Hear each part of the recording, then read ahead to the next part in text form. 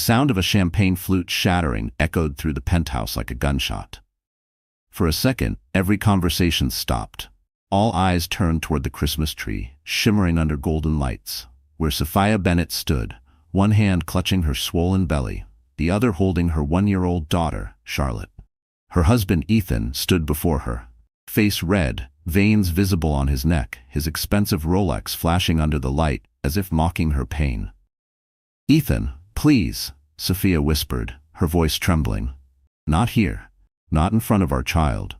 But Ethan's eyes were filled with rage, the kind that had nothing to do with love or disappointment, only ego and fear. A moment ago, someone had accidentally revealed his secret affair with his assistant. Now, cornered and humiliated, he needed someone to crush, and Sophia became the target. The guests froze. A faint Christmas song played from the piano, clashing painfully with the tension. Snow fell outside the glass walls of the Fifth Avenue penthouse, but inside, the air burned with shame. Ethan stepped closer, his breath reeking of whiskey. "You ruined everything, Sophia. You couldn't just keep your mouth shut, could you?" Sophia tried to back away, but the train of her silver Dior gown caught under the chair. She stumbled, clutching Charlotte tighter against her chest. Then, before anyone could react, Ethan's leg swung forward. The impact was brutal. Sophia fell backward, the sound of her body hitting the marble floor piercing through the gasps. Charlotte screamed. The room turned silent, horrifyingly silent. "Someone call 911, the woman shouted, dropping her iPhone. A glass of red wine spilled over the white carpet, spreading like blood. Sophia struggled to breathe. Her baby kicked inside her belly. Her vision blurred, faces blending into the twinkling lights, voices turning into echoes. She could hear Charlotte's cries, the clinking of expensive jewelry, the faint murmur of disbelief. She wanted to scream, but only a weak sob came out. Ethan straightened his tie and turned to the stunned guests. "It was an accident," he said coldly, as if trying to convince himself. She tripped. No one spoke. Even the servers stood frozen, holding trays of untouched desserts. The smell of pine and perfume mixed with fear. Then came a voice, deep, steady, and commanding, from the entrance. "An accident?" Heads turned. Standing at the doorway was Major General Marcus Hayes, in full uniform, flanked by 4 military security officers. Snowflakes clung to his shoulders. His expression was made of steel. Sophia's eyes widened. "Dad," she whispered. Ethan's face drained of color. He took one step back, trying to regain his composure, but Marcus's presence filled the entire room. Even the music stopped. The general walked slowly toward his daughter, every step echoing across the marble. He kneeled beside Sophia, gently took Charlotte from her arms, and passed the crying child to one of the guards. Then he looked at Ethan, his gaze sharp enough to slice through the air. "I warned you once," Marcus said quietly, his voice carrying the authority of decades. "You hurt my daughter again, and you answered to me." Ethan opened his mouth, but no words came. The general turned to the guests. "Everyone here is a witness," he said. "You saw what he did." The room buzzed with whispers, phones raised discreetly, cameras recording. Ethan realized too late that his perfect image was collapsing, live in front of New York's elite. And then, with terrifying calm, Marcus said the words that froze the room. "On your knees, Ethan. Now." Before that night shattered her world, Sophia Bennett's life looked perfect, at least from the outside. She lived in a glass penthouse on Fifth Avenue, with a view of the Empire State Building, sparkling like a diamond each night. Her mornings began with the soft hum of the city below and the gentle kick of her unborn baby. She worked remotely for a luxury tech company, her MacBook always open beside a half-drunk cup of Starbucks caramel latte. To everyone around her, she was the picture of success, young, beautiful, and married to one of Manhattan's rising entrepreneurs. But behind that perfect frame, Sophia lived in quiet fear. Ethan's voice, once full of charm, had turned sharp over the past year. Every small mistake became an accusation. Every silence between them felt like a warning. The man who had once held her hand under the stars now raised it in frustration when things didn't go his way. Sophia had met Ethan 5 years earlier at a charity gala hosted at the Plaza Hotel. He was confident, dressed in a black tuxedo, laughing easily with investors. She was there to manage public relations, armed with press kits and nerves. He'd told her she had the kind of smile that could sell peace to Wall Street. For a while, she believed him. Their love moved fast. Whirlwind dinners at the River Cafe, diamond bracelets from Tiffany, weekends in the Hamptons. Ethan proposed on a rooftop overlooking Central Park, promising forever. Marcus, her father, had warned her then, men who move too fast are usually running from something. She didn't listen. She was too in love, too young, and too hopeful. After marriage, the signs appeared like cracks under fresh paint. Ethan's late nights at the office, the hidden phone calls, the cold distance in his eyes. Still, Sophia held on. She told herself, marriage took effort, that all relationships had seasons. When she found out she was pregnant, she hoped it would heal them. For a brief time it did. Ethan bought her flowers, held her during doctor appointments, kissed her forehead as if trying to erase the damage. Then came the baby, Charlotte, and everything changed again. Ethan's affection faded into irritation. He hated the crying, the sleepless nights, the way Sophia's body had changed. She remembered the day she found a lipstick stain on his shirt. It wasn't hers. The scent wasn't her perfume. When she confronted him, he laughed and said she was paranoid. That night, she cried quietly beside Charlotte's crib, whispering promises to be strong, to protect her child, even if no one protected her. Sophia had grown up in a home of discipline and dignity. Her father, Major General Marcus Hayes, had served 3 tours overseas. Her mother passed away when she was 16, leaving Marcus to raise her with a soldier's heart, but a father's tenderness. He taught her about honor, strength, and resilience. But even he never imagined his daughter would marry a man capable of cruelty. On the morning of the Christmas party, Sophia stood in front of the mirror, her silver Dior gown hugging her 6-month belly. She brushed her soft brown hair, put on a light shade of lipstick, and whispered to herself, "Just get through tonight." She wanted to believe in one peaceful evening, for Charlotte, for the baby inside her, for the marriage she still tried to save. As she placed a small Tiffany bracelet on her wrist, Charlotte giggled in her crib. Sophia smiled weakly and said, "You and me, baby girl. No matter what happens." Little did she know, in just a few hours, that same bracelet would glint under the lights as she lay on the cold marble floor. And the life she had built would crumble in front of everyone. And when her father's boots echoed across that same floor, a new war was about to begin. Ethan Bennett had always been the kind of man who looked untouchable. At 34, he was the face of Bennett Capital Investments. Sharp suits, perfect hair, and a smile trained to win over both investors and enemies. His photo had once appeared on the cover of Forbes Next Gen, the caption calling him New York's rising titan. He drove a black Mercedes S-Class, wore tailored Armani, and collected Mont Blanc pens as if they were trophies. But behind that polished armor lived something rotten. A man obsessed with control and terrified of weakness. To the world, Ethan was the perfect husband, handsome, successful, and devoted. To Sophia, he was a storm she never saw coming.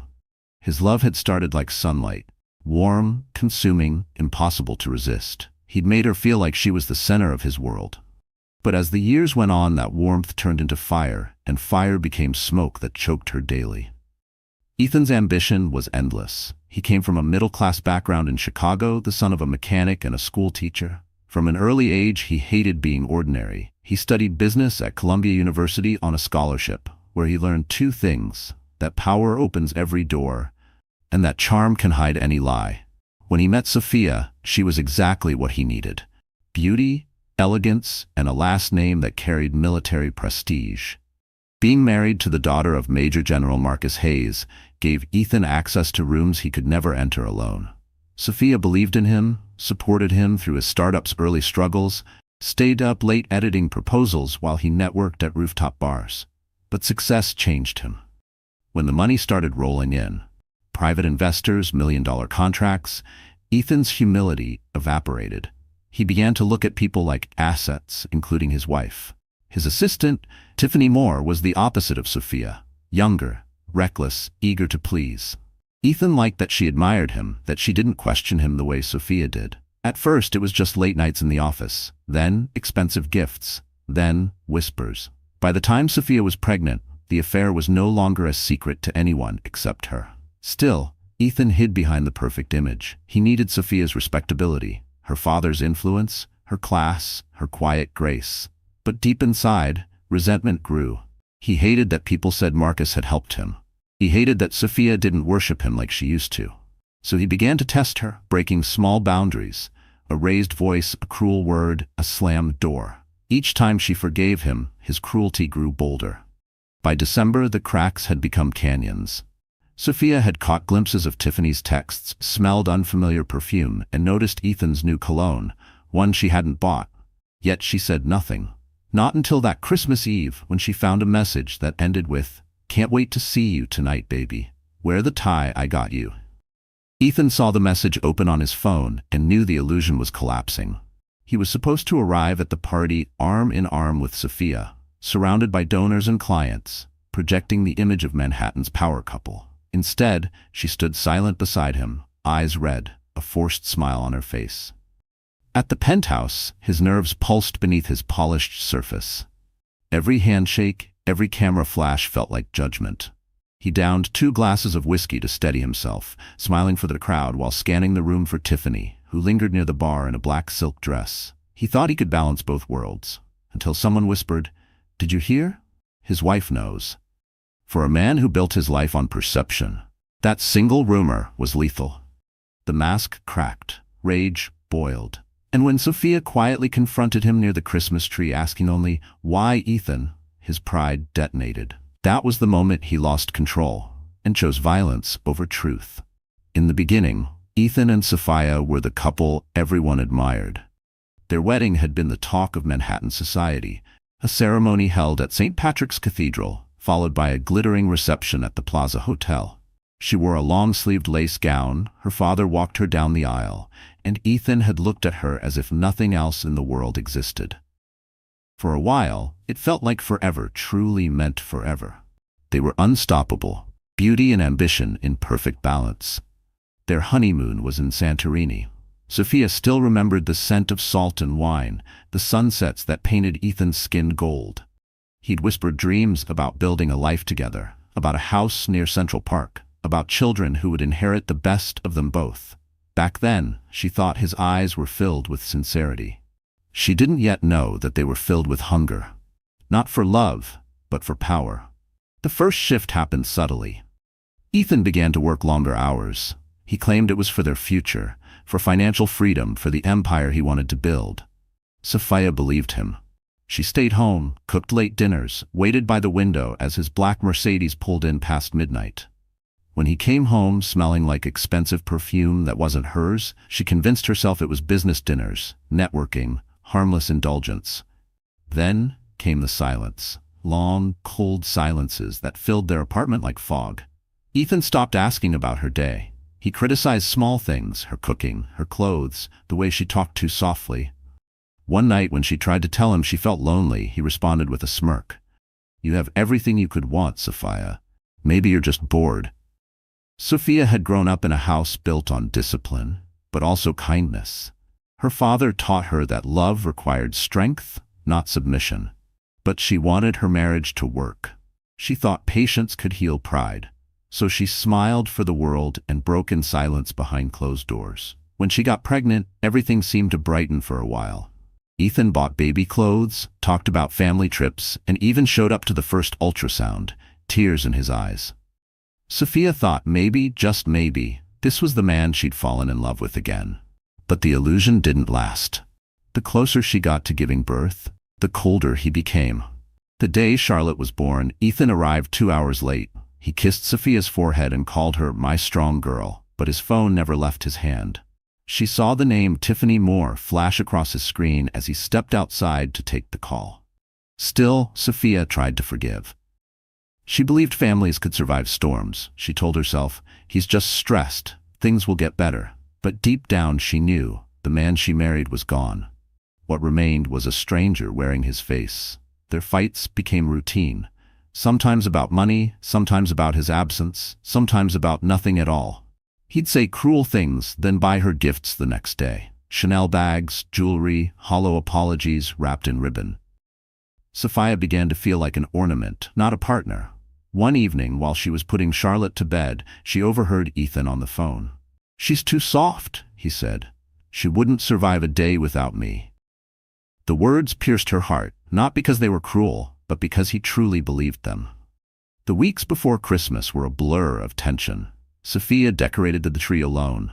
Ethan was out closing deals, and she wrapped gifts by herself. She placed a small box under the tree. A new Mont Blanc pen for him, engraved with the words, "To the man I still believe in." She hoped it would remind him that love was still possible. But love was no longer enough. Because on Christmas Eve, under the glow of those same lights, Ethan would prove that some men destroy what they can't control.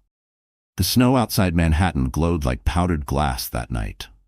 Inside the Bennett penthouse, Christmas shimmered with false perfection. A 20-foot tree dressed in white lights, champagne fountains bubbling beside trays of caviar, and the faint scent of Dior Sauvage floating through the air. Guests laughed near the balcony overlooking Fifth Avenue, their voices rising above the soft jazz playing from a live band. Everything looked picture perfect, except for the woman standing near the fireplace, clutching her daughter close, forcing a smile that didn't reach her eyes.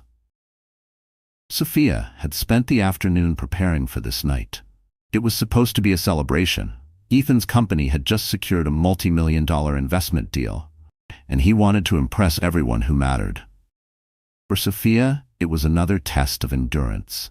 She wore a silver gown that shimmered under the chandeliers, her pregnant belly accentuating her fragile grace. Her hair was pinned perfectly, her makeup soft and warm, but inside, she felt hollow.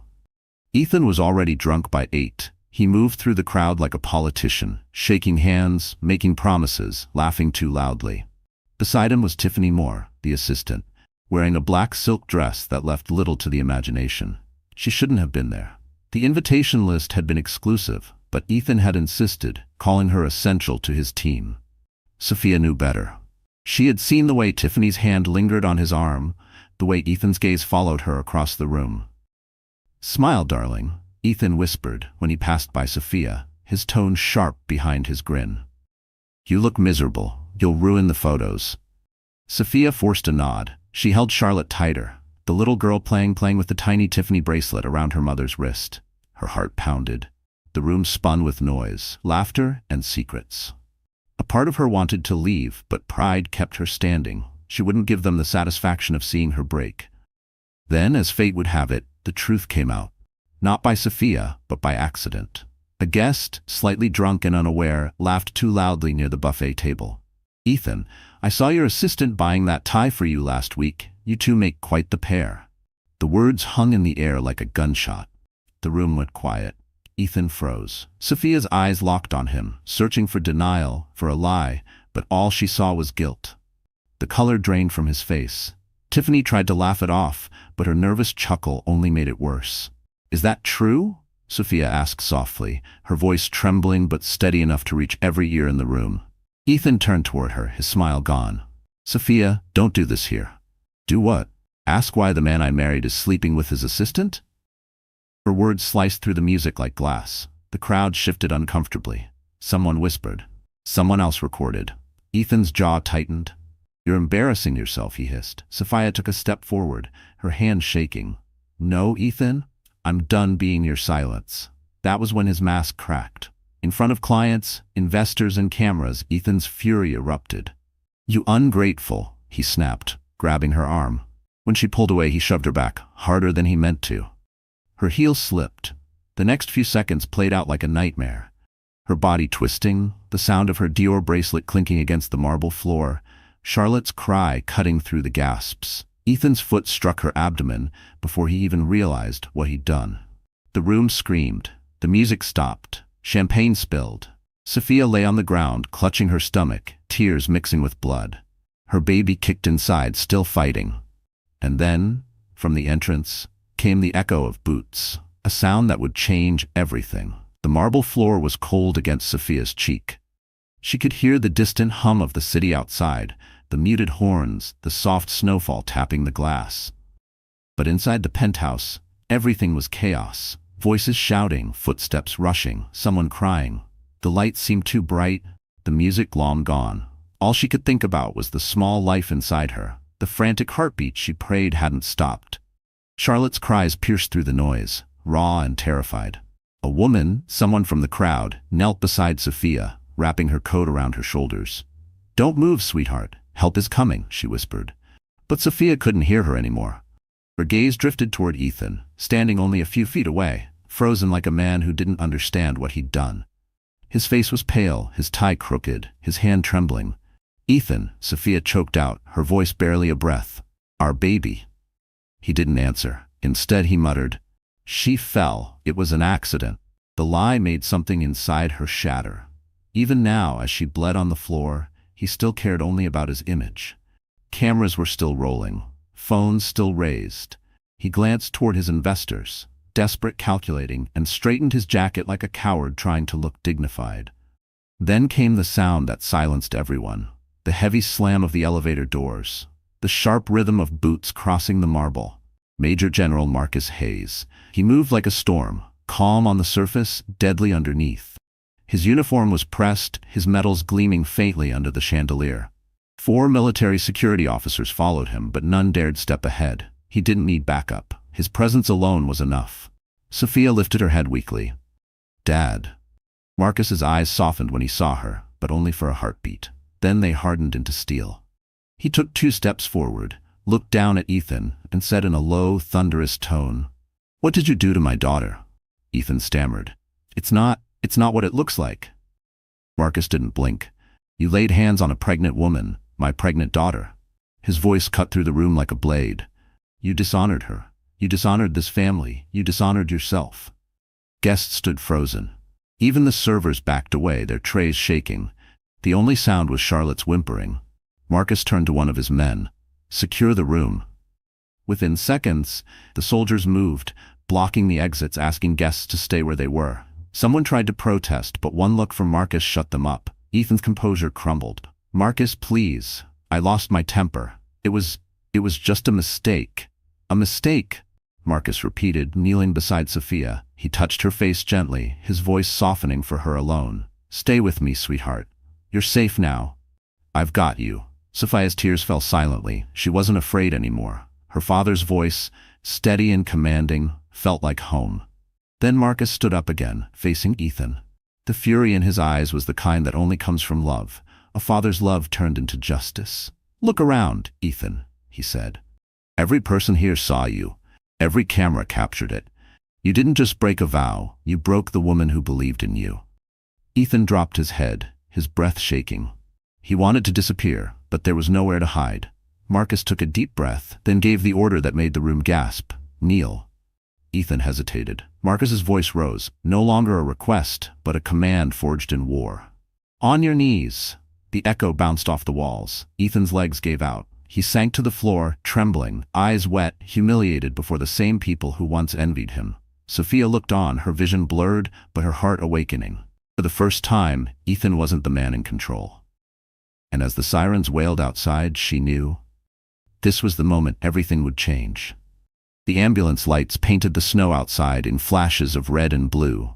The air was sharp with sirens, voices, and the chaos that follows every tragedy. Sophia lay on a stretcher, her face pale, her hair matted against her cheeks. Her Dior gown was torn, streaked with blood and wine. Charlotte clung to a medic's jacket, her small hand trembling. Major General Marcus Hayes walked beside the stretcher, his uniform coat open, his jaw clenched hard enough to crack. Every step he took echoed with fury and grief. "She's stable," one of the paramedics said. "The baby's heartbeat is strong, but we need to move quickly." Marcus nodded, his voice steady but his eyes filled with storm. "Do whatever it takes. She's my only daughter." Inside the penthouse, the crowd had dissolved into whispers and shame. The party that had been meant to celebrate success now looked like a crime scene. Champagne flutes stood half full, glittering under the lights like ghosts of a life that had just ended. Ethan sat on the floor, handcuffed, surrounded by security officers. His once perfect suit was wrinkled, his hair disheveled, his face streaked with sweat. "Marcus, please," he begged as the general walked past him. "Don't ruin my life. It was a mistake. I didn't mean to hurt her." Marcus stopped, turning his head slowly. His voice was calm, but every syllable hit like a bullet. "You already did, and now you'll answer for it." Ethan tried to stand, but the guards forced him back down. The flash of cameras from outside the glass windows captured the moment. A fallen man, kneeling in disgrace, his pregnant wife being carried away, and a father in uniform standing between justice and rage. At New York Presbyterian Hospital, the world felt colder. Machines beeped softly. The smell of antiseptic filled the air. Sophia lay unconscious under white sheets, a monitor tracing the rhythm of her heart and the baby's. Marcus sat beside her, his large hands folded tightly, his eyes fixed on her face. He remembered the day she was born, the way she'd wrapped her tiny fingers around his thumb. He remembered promising her mother on her deathbed that he'd always protect their daughter. And tonight, he'd kept that promise. But at a price that would never fade. Hours passed. Doctors came and went. Around dawn, Sophia opened her eyes. The world looked blurry, but her father's face came into focus first. "Dad?" she whispered. He leaned closer, relief softening his voice. "I'm here, sweetheart. You're safe now." Sophia's hand moved instinctively to her stomach. "The baby?" Marcus smiled faintly. "Still fighting, just like you." Tears slipped down her cheeks. She turned her face away, the memories of the night flooding back. The look in Ethan's eyes, the crowd's silence, the pain. "He kicked me, Dad. He actually kicked me." Marcus's expression darkened. "He won't touch you again. Not ever." Sophia closed her eyes. "Why did he hate me so much? I did everything right. I stood by him when no one else did." "Because some men mistake kindness for weakness," Marcus said quietly, "but you'll show him he was wrong." Outside the hospital window, dawn crept over the skyline, painting Manhattan in pale gold. The city was waking up, but for Sophia everything had changed. The life she knew was gone, her marriage, her home, her trust. A nurse entered, holding a clipboard. "Mrs. Bennett, the police are waiting downstairs. They'll need your statement." Sophia hesitated, her hand trembling. Marcus placed his palm over hers. "You don't owe anyone silence anymore," he said. "Tell them everything." She nodded slowly. The fear inside her began to turn into something else. Resolve. As she watched the first rays of sunlight hit the city, Sophia whispered to herself, "He took my peace, but he won't take my future." And that was the moment the victim inside her began to die, and the woman ready to rise was born. The hospital room had gone quiet, except for the rhythmic beep of the heart monitor and the soft cooing of baby Charlotte asleep in her crib. Snow continued to fall outside, blanketing the city in white, as if trying to cover the ugliness that had just unfolded. Sophia sat up slowly, her body weak but her spirit awakening. The bruises on her arms were dark, and a faint ache still pulsed in her abdomen. But she was alive. Her baby was alive. That was all that mattered. Her father, Marcus Hayes, stood by the window, his phone pressed to his ear. "Yes," he said into the receiver. "I want full surveillance footage from the penthouse, every angle, and make sure the press gets it before noon." He paused, his jaw tightening. "No, I don't care about his lawyers. Let the world see who he really is." Sophia looked at him, the man who had always been her protector. She had never seen him like this, cold and methodical, a general even off the battlefield. "Dad," she said softly, "don't make this about revenge." Marcus turned to her, his voice steady. "This isn't revenge, Sophia. This is justice." She lowered her gaze. "Justice doesn't heal pain." He sighed and sat beside her. "No," he said, "but it stops the bleeding." Sophia smiled weakly. Her father's strength comforted her, but deep down, she knew healing had to start from within. No public humiliation of Ethan could erase what he did. The real war would be the one inside her, learning to breathe again, to trust again, to live again. Later that morning, the door opened. A familiar voice greeted them. "Good morning, Mrs. Bennett." It was Detective Laura Keene, a woman in her 40s with sharp eyes and a kind smile. She placed a recorder on the table. "I know this is hard, but we need your statement." Sophia nodded. "I'm ready." As she spoke, her voice trembled but never broke. She described every detail, the whispers, the argument, the shove, the kick, the faces that looked away. Each word lifted a weight from her chest. When she finished, Detective Keene said gently, "You did the right thing." After the detective left, Sophia leaned back against her pillow. For the first time, she felt something shift inside her. Not rage, not grief, but a quiet determination. She wasn't going to be the woman everyone pitied. She was going to be the woman who survived.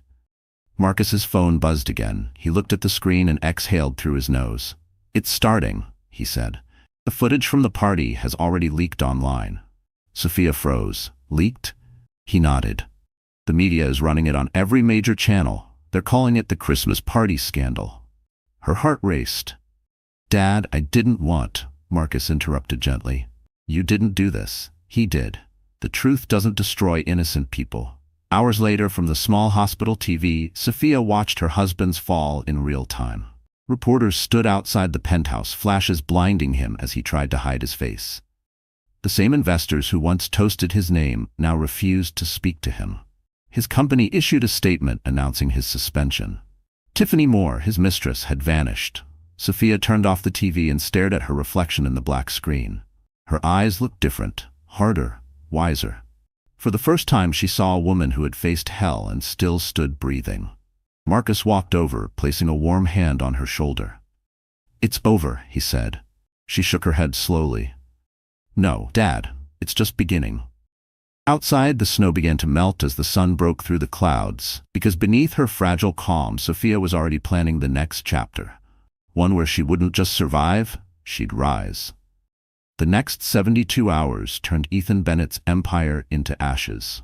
What began as whispers in private circles became a full-blown media storm. Every major outlet in New York ran the same footage: the glittering penthouse, the Christmas lights, and the moment Ethan kicked his pregnant wife to the floor. The video looped endlessly on TV screens and social media feeds. There was no escaping it. At first, Ethan tried to fight back. His lawyers released statements calling it an unfortunate misunderstanding, but no amount of spin could clean the blood off the marble floor. Investors withdrew.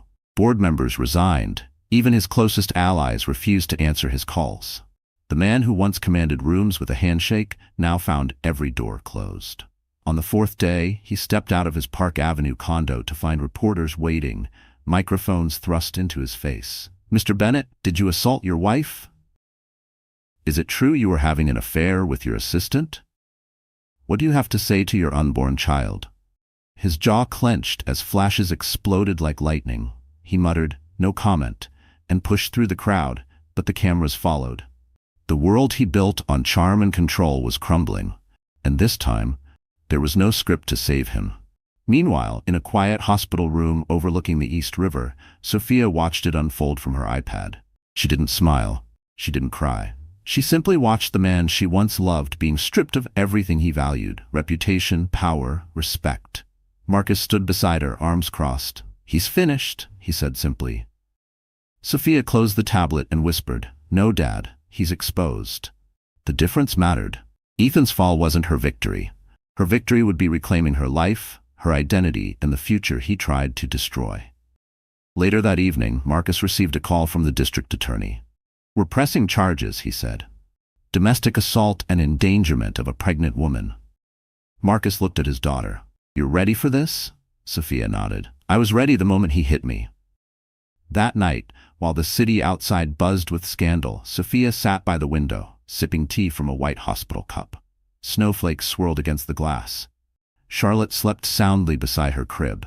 The baby inside her kicked gently, as if reminding her of life beyond the pain. She whispered, we're going to be okay. Across town, Ethan sat alone in his penthouse, the same place where his downfall began. The Christmas decorations still hung, mocking him. Empty champagne bottles littered the counters. He stared at his reflection in the dark window, seeing not the powerful investor, but a man broken by his own arrogance. His phone buzzed again. Another news alert, another headline. He threw it across the room, shattering the screen. His own face blinked from the TV behind him. Ethan Bennett, from Wall Street golden boy to domestic abuser. For the first time, the silence scared him. Without Sophia's voice, without her forgiveness, there was nothing left. The next morning, police arrived. He didn't resist when they cuffed him. Cameras swarmed as he was escorted through the lobby, head bowed, coat collar turned up. Once, he would have smirked for the cameras. Now he couldn't even lift his eyes. Back at the hospital, Sophia's nurse turned on the TV and gasped. They arrested him, she said softly. Sophia exhaled, not in triumph but in release. Good, she said. Let the world see who he really is. Marcus walked in with coffee, setting it on her tray. You don't have to watch anymore, sweetheart. I know, she replied, but I need to remember. He looked at her curiously. Remember what? Sophia's eyes hardened, calm but fierce. What I survived. Outside, the storm had passed. The skyline glimmered under pale winter sun. But deep inside, Sophia knew this was only the end of his story. Hers was just beginning. 2 months later, Manhattan began to thaw. The snow melted from the sidewalks, and the chill in the air turned into the quiet hum of early spring. Sophia Bennett stood on the balcony of her new apartment overlooking Central Park, wrapped in a cream wool coat, holding a cup of coffee. The city stretched before her, loud, alive, and indifferent. But for the first time in a long time, she didn't feel invisible. She felt strong. Life after the scandal hadn't been easy. Reporters camped outside the hospital for weeks, hungry for more drama. Strangers online called her brave. Others called her foolish for staying so long. But Sophia didn't respond to any of it. Healing wasn't loud. It was silent, slow, and sacred. Her father had insisted she stay with him, but Sophia chose otherwise. "I need to rebuild my life on my own terms," she'd said. Marcus respected that. He checked in daily, but he let her stand on her own feet. Now, Charlotte babbled happily in her playpen, while the morning light spilled across the floor. Sophia smiled down at her daughter, brushing a curl from her forehead. The unborn baby still grew strong inside her, a heartbeat of hope she carried everywhere. On the table beside her sat a worn copy of Women Who Run with the Wolves and her MacBook Air. She had been drafting the proposal for her new business, a PR firm that focused on rebuilding women's reputations after public scandals. She called it Phoenix Media. Her old boss from Bennett Capital had quietly reached out, offering her a position back in corporate communications. She declined. "I'm done cleaning up after powerful men," she said. "I'll help women tell their own stories now." The doorbell rang. It was Marcus, in uniform as always, holding a box of baby clothes and a small smile. "Brought some supplies for my favorite girls," he said. Sophia laughed softly. "You've already given me everything I need, Dad." He looked around the apartment, minimalist, bright, peaceful, and nodded with approval. "You've done well," he said. "Your mother would be proud." They sat together, watching Charlotte play. After a moment, Marcus asked, "Have you heard from him?" Sophia shook her head. "His lawyers tried to reach out for a settlement. I told them I'd see him in court." Marcus smiled faintly. "That's my girl." She took a deep breath, then said, "You know, for a long time I thought I wanted him to apologize, to admit he was wrong. But now, I don't need that. I don't need anything from him anymore." Marcus reached over, squeezing her hand. "That's freedom, Sophia. Not revenge, freedom." Later that evening, Sophia walked through Central Park with Charlotte in her stroller. The air smelled of blooming cherry trees. People passed by, smiling, not recognizing the woman who had once been the face of a scandal. She liked it that way. She was just another person, a mother, a survivor, a woman rewriting her story. As she sat on a bench, her phone buzzed with a notification. A news headline: "Ethan Bennett sentenced to 3 years in prison for domestic assault." Sophia stared at the screen for a long moment, then locked it and slid the phone into her pocket. She didn't need to read more.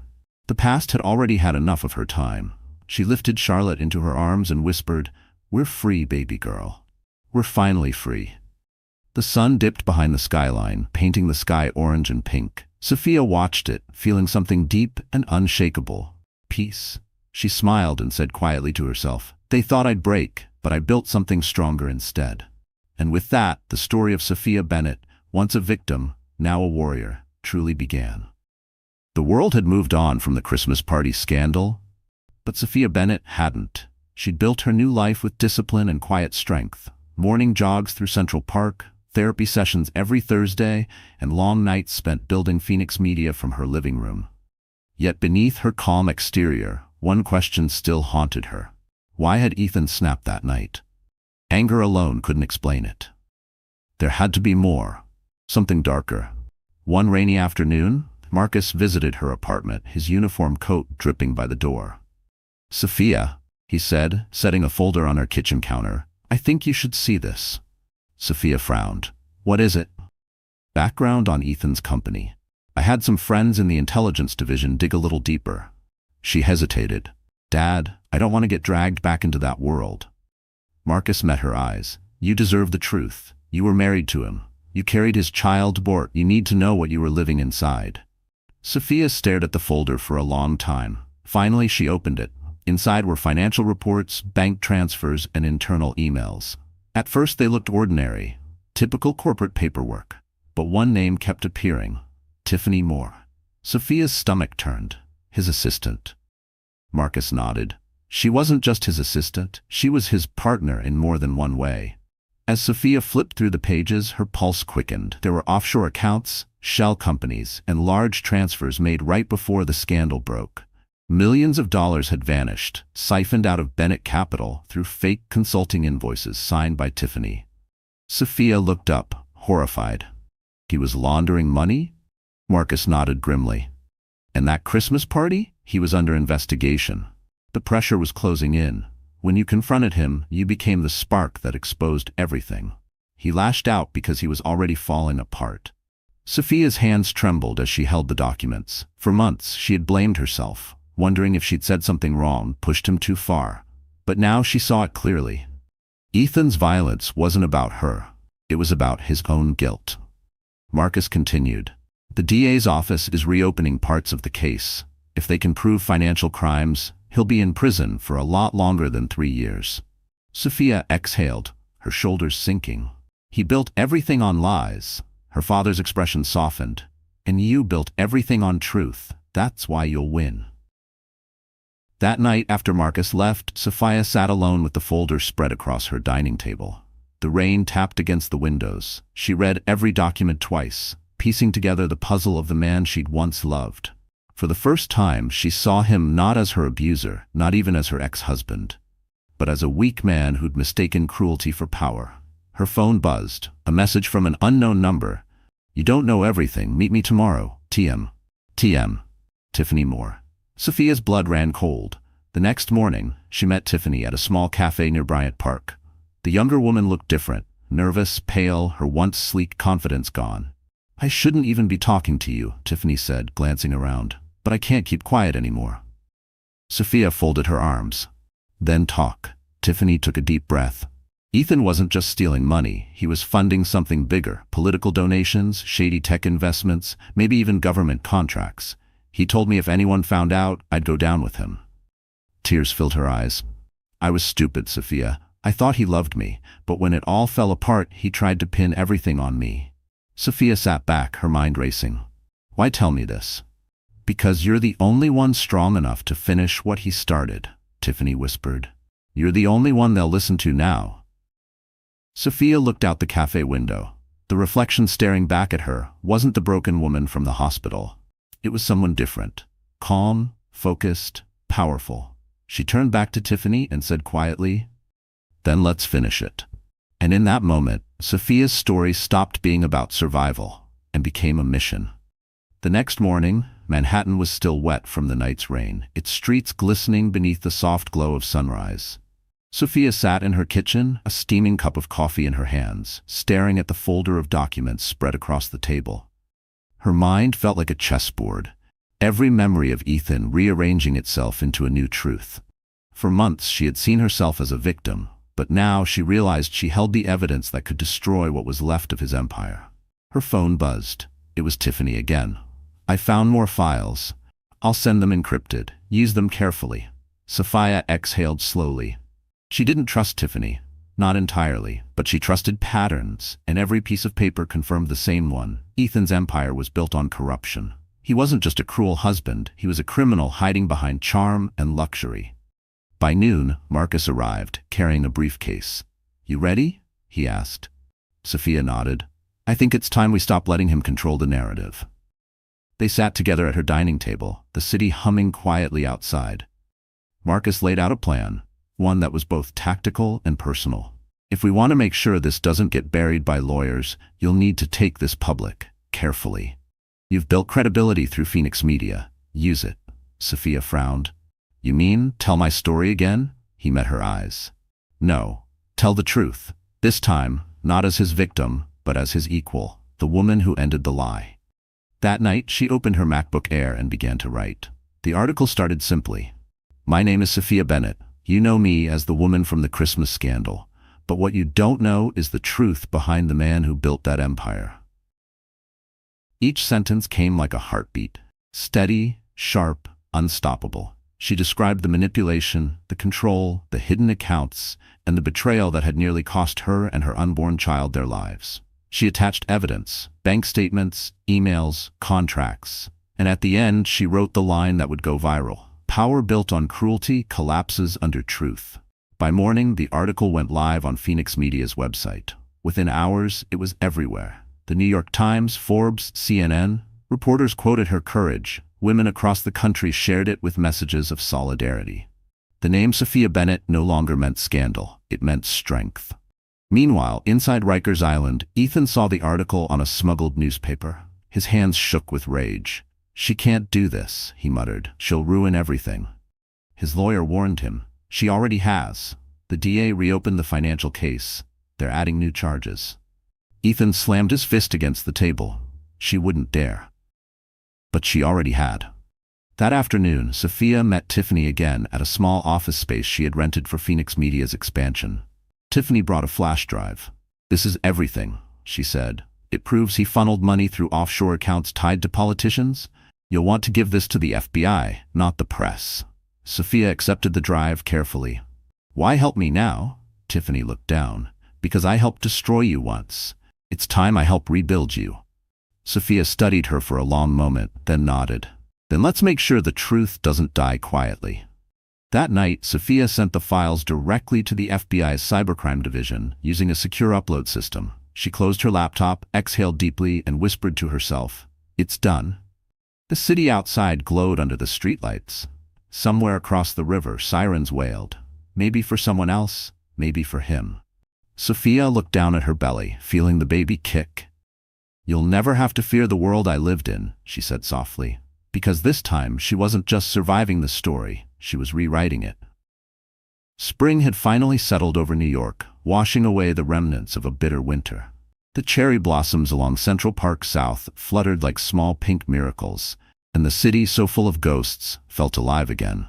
In a quiet corner apartment overlooking the skyline, Sophia Bennett stood before a mirror, fastening a small silver clasp on her wrist, the same Tiffany bracelet she'd worn the night her life collapsed. It no longer symbolized pain. It was now her armor. 6 months had passed since the Christmas party. The baby in her belly had grown stronger, her heartbeat steady and fierce. Phoenix Media had blossomed too. What began as one woman's fight to reclaim her voice had become a network of women helping other survivors share theirs. Every morning, emails poured in from around the country, women thanking Sophia for giving them courage. She didn't just survive, she transformed. Her wardrobe changed, her energy changed. Even the way she spoke carried a quiet authority. Gone was the timid wife who whispered apologies. In her place stood a woman who'd stared down humiliation, grief, and fear, and had risen unshaken. That morning, Marcus arrived in full uniform. "You look ready," he said, smiling with fatherly pride. Sophia returned the smile. "For what?" "For your speech tonight," he said. "They're honoring you at the Women of Courage Gala. CNN, The Times, everyone's going to be there." Sophia exhaled slowly. "I'm not used to being the one on stage." Marcus placed a hand on her shoulder. "You've stood on harder ground than a stage, sweetheart. You stood on the edge of hell and walked out carrying life." That evening, the Plaza Hotel glittered beneath golden chandeliers. The same ballroom where she had once danced beside Ethan now belonged to her, not as someone's wife, but as her own name. Cameras flashed as she entered, wearing a deep emerald gown that shimmered under the lights.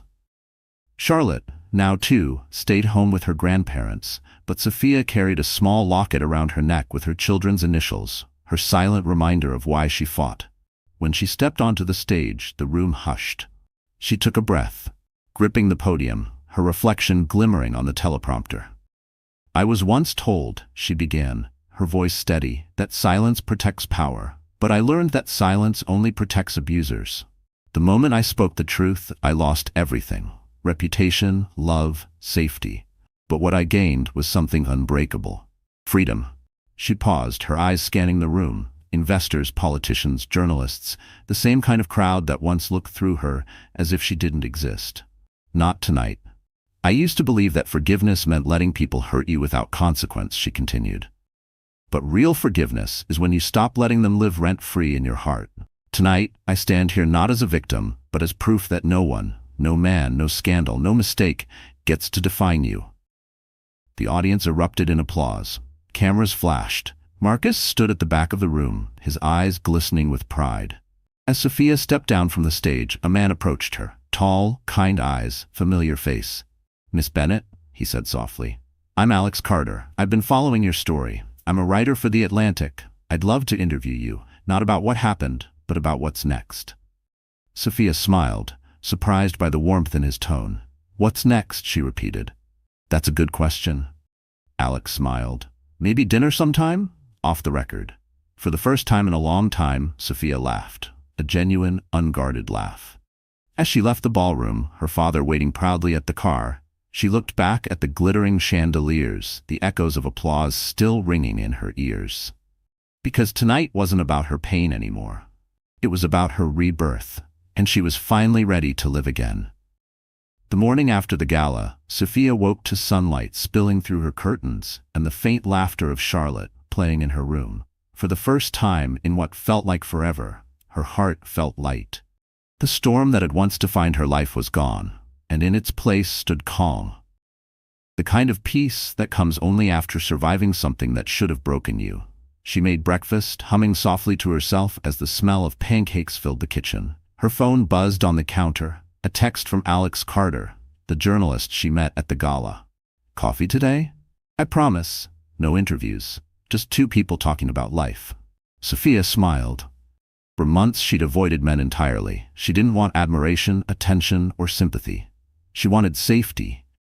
Something Ethan had stolen from her. But there was something different about Alex. When he'd looked at her last night, he didn't see scandal or tragedy. She typed back, "One coffee, no notebooks." They met that afternoon at a quiet cafe near the New York Public Library. Alex was already there, sipping a black coffee, wearing a navy sweater instead of a suit.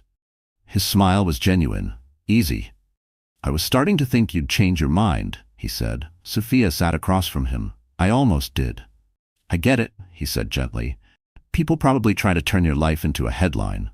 She nodded, stirring her latte. "That's why I started my own firm, so women could control their stories before someone else writes them." He smiled. "And yet, you still came to meet a writer." She laughed quietly. "Maybe I'm just testing my bravery." They talked for hours, not about the past, but about books, travel, the strange beauty of resilience. Alex told her about his years covering social issues and how he'd grown tired of stories that focused on tragedy without celebrating recovery. "People love pain," he said, "but they rarely ask what comes after it." Sophia looked out the window. "After pain comes clarity," she said softly. "It's the only gift suffering leaves behind." When they finally stood to leave, Alex handed her a small notebook. "I know you don't like interviews," he said, "but if you ever feel like writing your story in your own words, I'd love to help you publish it, on your terms." Sophia smiled, touched by his sincerity. "I'll think about it." That evening, back home, Marcus called to check in. "How was your day, sweetheart?" "Unexpected," she said, glancing at the notebook on her desk. He chuckled. "Good unexpected or bad unexpected?" She smiled. "The kind that makes you realize life still has good people." Marcus's tone softened. "You deserve good, Sophia. Don't be afraid of it." Later that night, after putting Charlotte to bed, Sophia sat by the window, the city lights flickering like distant stars. She opened the notebook Alex had given her. On the first page he had written a single line, "For the woman who turned survival into strength." She traced the words with her fingertips, tears glistening in her eyes. Not from sadness, but from gratitude. Her thoughts drifted to Ethan for a brief moment, not with anger, but with finality. He no longer lived rent-free in her mind. He was a closed chapter, a scar that no longer hurt when touched. Sophia looked at her reflection in the glass, calm, confident, alive. She whispered to herself, "He broke my heart, but he didn't break me." Outside, spring rain began to fall softly, washing the city clean once again. Because sometimes, healing isn't found in forgetting, it's found in letting yourself be seen by someone new. It was a bright morning in June when Sophia's peace was interrupted. She was sitting in her office at Phoenix Media, reviewing a campaign proposal for a women's shelter in Brooklyn, when her assistant, Mia, rushed in, pale-faced and trembling. "Sophia," she said, holding a phone. "You need to see this." On the screen was a news alert. Ethan Bennett released early on parole. Sophia froze. Her hands tightened around the edge of her desk. She read the headline twice, then once more, hoping the words would change. They didn't. He was free. For a long moment, she said nothing. The hum of the city below her office windows faded into silence. Her heartbeat thudded in her ears. "Are you okay?" Mia asked softly. Sophia nodded slowly. "Yeah," she said. "I just didn't expect it to happen so soon." After Mia left, Sophia stared out at the Manhattan skyline, remembering every detail of the night that had almost taken her life. The lights, the music, the fall. All of it. But instead of fear, she felt something else rise inside her. Composure. That evening, she drove to her father's house in Long Island. Marcus met her at the door, already holding the same newspaper. "I saw," he said grimly. Sophia stepped inside, removing her sunglasses. "They let him out early for good behavior. Can you believe that?" Marcus poured her a glass of water and sat beside her. "I can believe it," he said quietly. "The system isn't perfect, but you are safe, Sophia. He can't touch you now." She exhaled slowly. "I'm not afraid of him anymore, but I need to make sure he knows that." Marcus studied her face. There was no trembling, no panic, only resolve. He nodded slowly. "If he tries to contact you, we'll handle it, legally and quickly." But deep down, Sophia already knew Ethan wouldn't stay silent. Men like him never did. 2 nights later, it happened. A knock at her apartment door around midnight. She froze, holding Charlotte in her arms.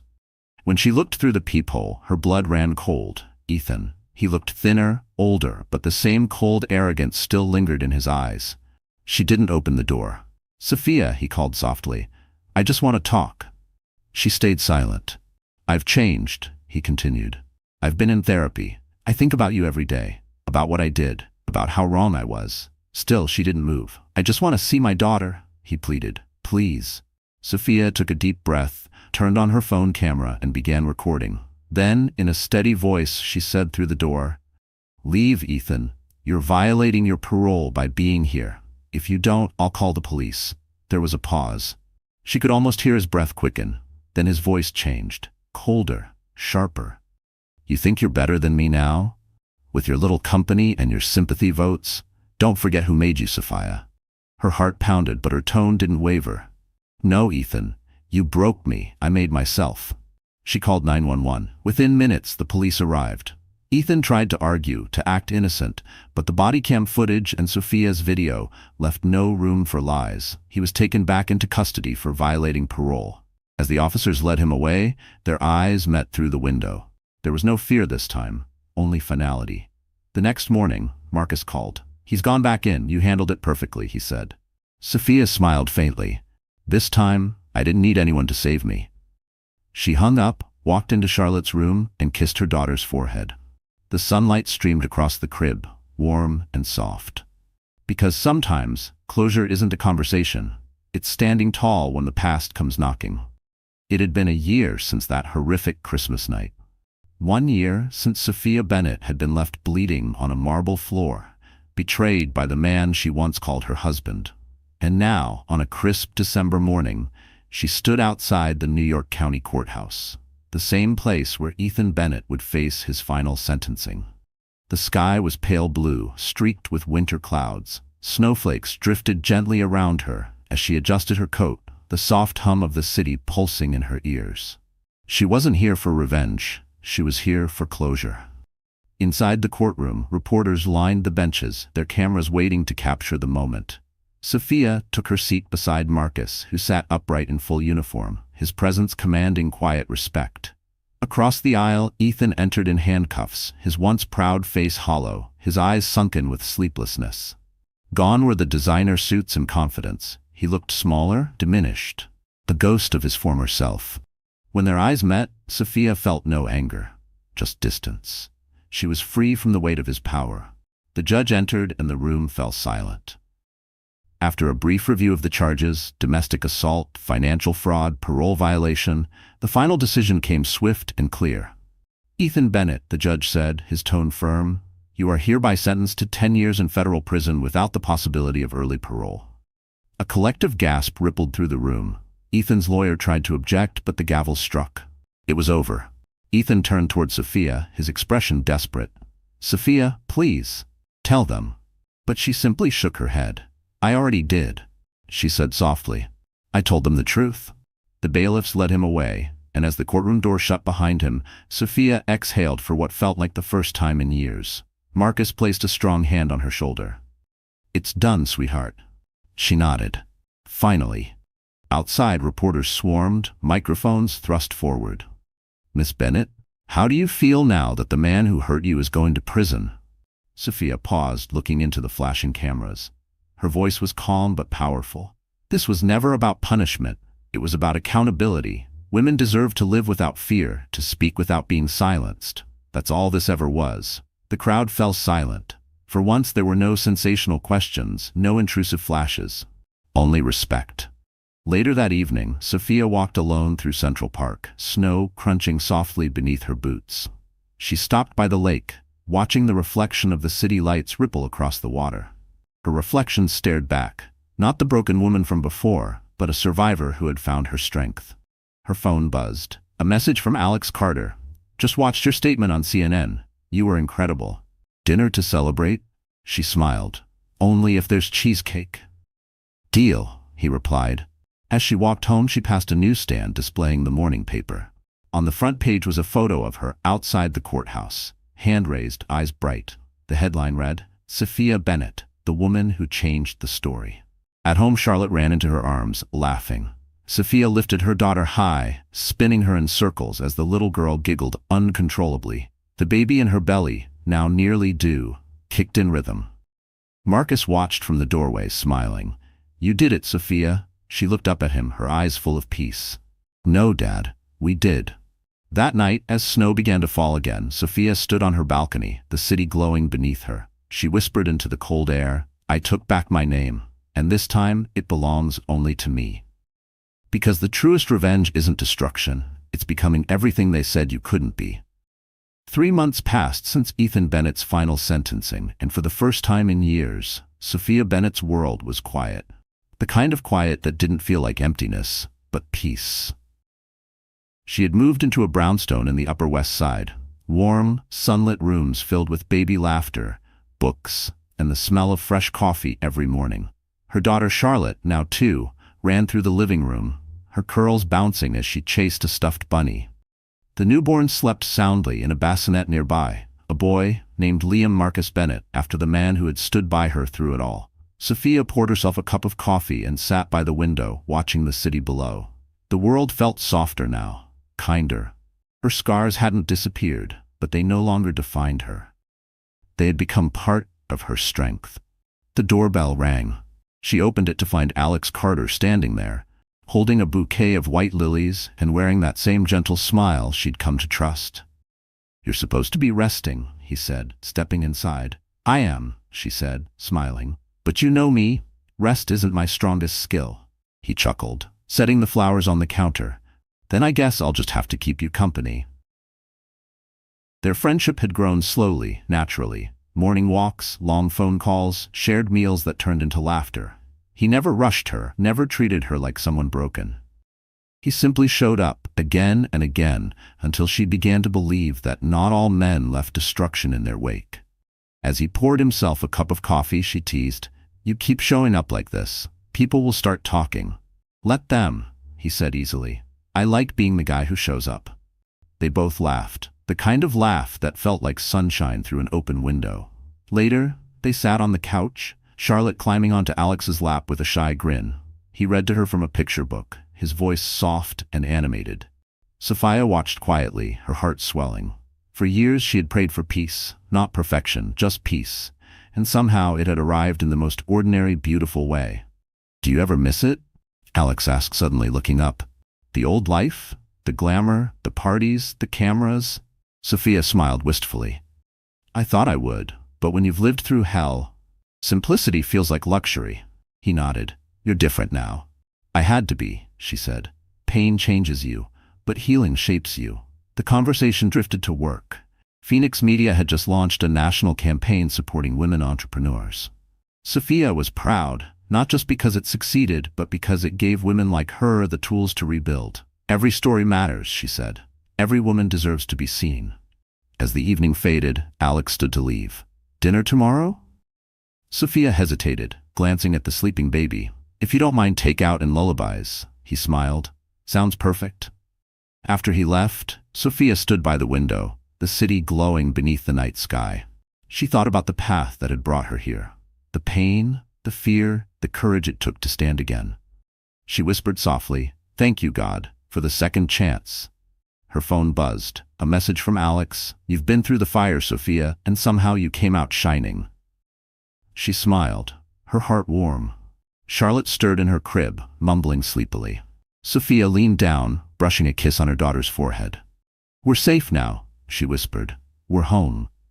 Then she turned out the lights, the soft lullaby of New York humming in the background. Because sometimes, love doesn't arrive to save you. It arrives to remind you that you were already saved. It was almost 1 year to the day since that infamous Christmas night.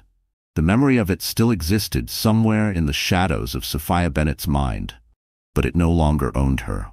The bruises had faded, the whispers had quieted, and tonight she would stand before the world again. Not as the woman who was kicked down, but as the woman who stood back up. The event was held at the Ritz-Carlton Ballroom in downtown Manhattan, the Women's Future Leadership Gala, where Phoenix Media was being honored for its impact. Sophia adjusted the silver pendant around her neck as she looked into the mirror. Her reflection no longer frightened her. Her eyes, once full of fear, now glowed with quiet power. "Mommy, pretty," Charlotte said, tugging at the hem of her dress. Sophia smiled. "Thank you, sweetheart." She bent down, kissed her daughter's forehead, and whispered, "This is for you and your brother." Her father, Marcus Hayes, waited in the living room, still sharp in his uniform even after years of service. "Ready to make the world listen again?" he asked with a proud grin. Sophia smiled softly. "Ready to remind them who I am." The black Mercedes arrived to take them downtown. As they drove through the glowing streets of Manhattan, Sophia gazed out at the skyline. She remembered the first time she came to the city with Ethan, believing love was forever. Now she was here as her own legacy. When they entered the ballroom, all eyes turned. The chandeliers glittered, and the sound of soft jazz filled the air. Cameras flashed, not in scandal this time, but in admiration. Reporters whispered her name, not as gossip, but as gratitude. Sophia made her way through the crowd with grace. She saw familiar faces, survivors she'd helped, journalists she'd once feared, and businesswomen who now called her an inspiration. By the stage, she spotted Alex Carter. He wore a dark gray suit and smiled when their eyes met. "You look incredible," he said, offering her a glass of sparkling water. "Trying to keep up with the journalists who keep writing about me," she teased. He chuckled. "Hey, we only write about stories that matter." As the host began to speak, Sophia's name echoed through the hall. "Please welcome the founder and CEO of Phoenix Media, Miss Sophia Bennett."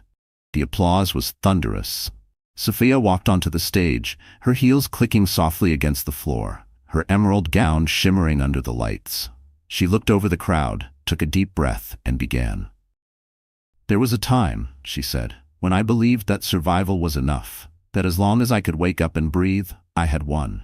But survival isn't victory. Victory is rebuilding. Victory is standing here tonight and saying, pain does not define me, love does not destroy me, and silence does not protect anyone." The room was silent, hanging on her every word. "I built Phoenix Media because I wanted women to know that their stories matter. Not the edited versions told by others, but their truth, raw and real. The truth that heals, not hides." Her voice softened. "A year ago, I was a headline. Tonight, I am the author." Applause erupted. Cameras flashed. Marcus stood tall, his eyes shining with tears he'd never admit to.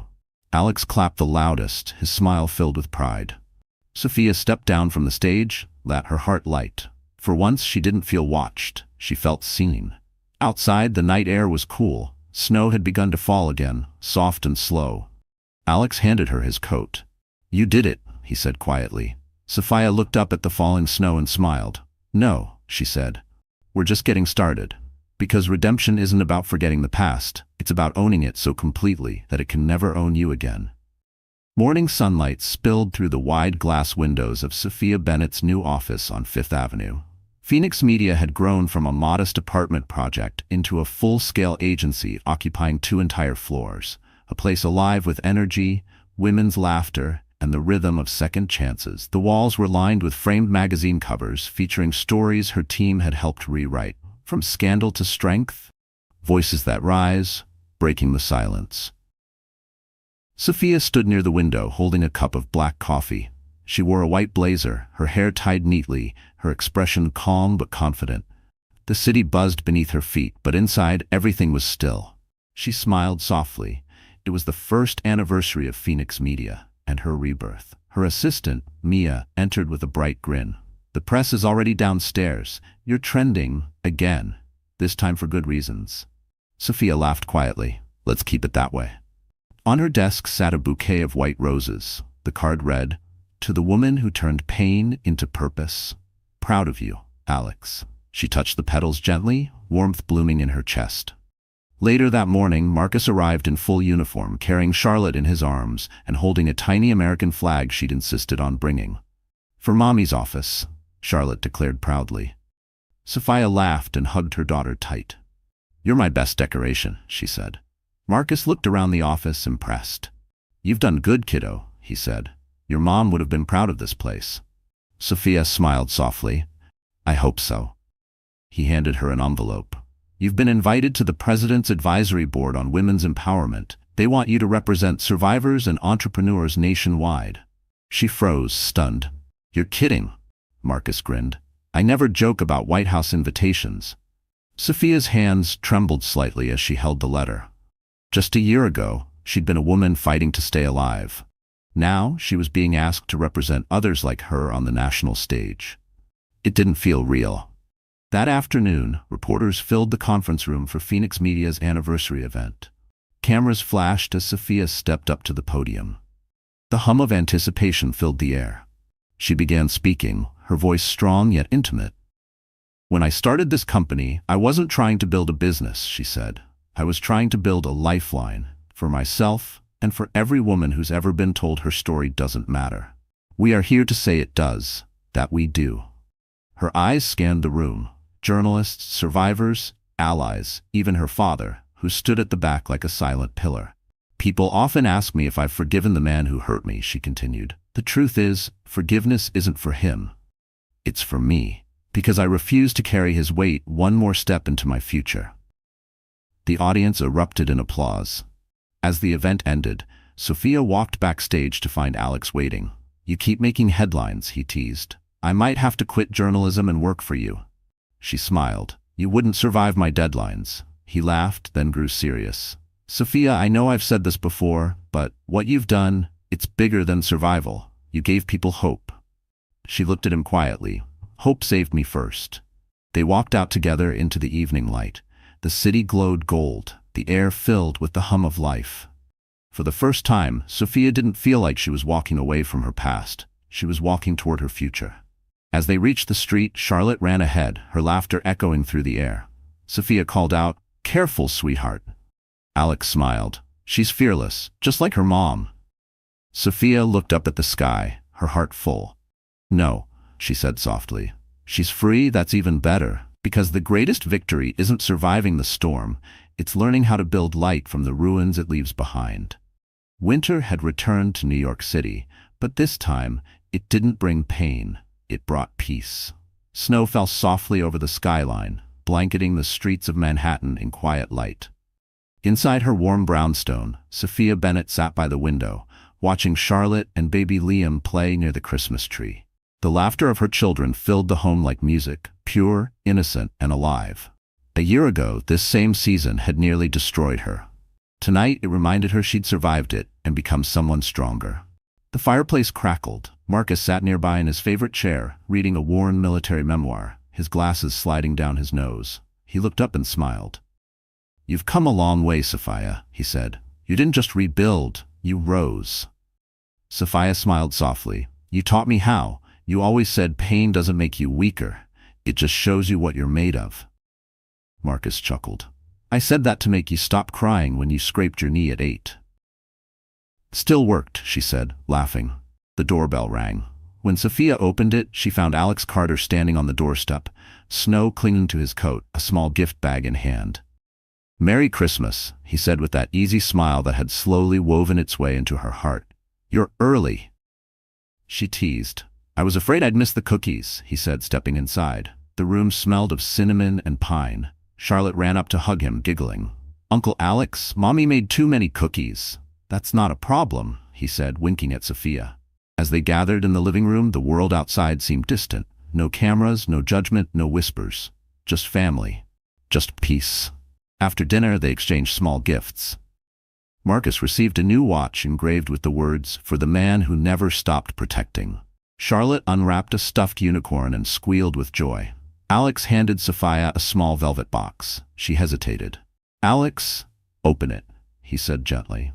Inside was a delicate silver necklace with a pendant shaped like a phoenix, wings outstretched, rising from flame. Sophia's eyes filled with tears. It's beautiful.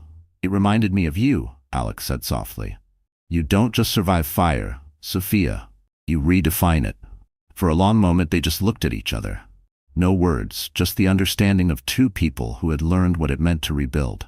Then slowly, she leaned forward and kissed him. It wasn't dramatic or rushed, just real, warm, and right. Marcus pretended to be focused on his book but smiled quietly behind it.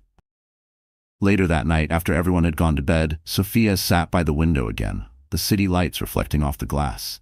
Snow continued to fall, each flake a reminder of how far she'd come. She picked up her journal, the one she'd kept since the hospital, and began to write. A year ago, I thought my life was ending. I thought pain was permanent and love was dangerous. But today, I know better. Pain is a teacher. Love is not the enemy. Fear is. And strength isn't built in the moments we win, but in the moments we refuse to give up. She set the pen down, looking out at the snow-covered city that had once broken her and now reflected her light back at her. In the nursery, Liam stirred, letting out a soft cry. Sophia walked over, lifting him gently into her arms. You're safe, she whispered. We all are. The clock struck midnight. A new year had begun. Sophia stood at the window, holding her son, watching the city glow beneath falling snow. Because in the end, her story was never about what destroyed her. It was about what she built after, and that, she knew, was what made her truly alive. So that's how our story finally comes to an end. But if you're still here listening until this very moment, it means something in this journey touched your heart, maybe in a quiet, personal way. Sophia's story isn't just about pain, betrayal, or revenge. It's about rebirth, about finding strength in the ashes and learning that healing doesn't mean forgetting, it means transforming. Like Marcus Aurelius once wrote, the obstacle is the way. Every heartbreak, every scar, every night you thought you couldn't keep going, they were never walls, only doorways toward the person you were meant to become. Sophia reminds us that peace isn't something we find, it's something we build, brick by brick, with forgiveness, courage, and truth. And maybe that's the quiet lesson for all of us. You can survive the fire, and you can rise brighter because of it. If this story reached you, even just a little, don't forget to hit like, share it with someone who needs to hear it, and subscribe so we can keep walking through these powerful stories together. Because healing isn't a destination, my friend. It's a journey we take, one heart at a time.